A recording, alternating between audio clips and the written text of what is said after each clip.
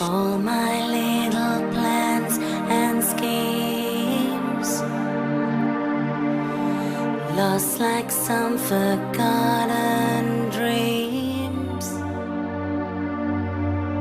Seems that all I really was doing was waiting for you. Mig centenar d'alumnes de l'Institut de la Llosa de Ranes han exposat al centre el resultat d'una iniciativa posada en marxa per a celebrar el Dia del Llibre. Es tracta d'un nou projecte que uneix l'art de la paraula amb l'art plàstic. L'exposició es tractava de transformar un poema o treballar el poema des d'una altra perspectiva, que els xiquets estiguin motivats i transformar el poema en un objecte, que representar els sentiments que vol transmetre el poema.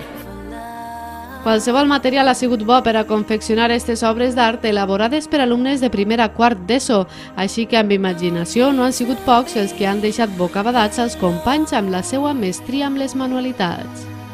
L'objectiu era treballar la poesia, que és un gènere que normalment es costa més d'entendre i de treballar, que fora lúdic i que es motivara a inspirar-se i a la seva creativitat.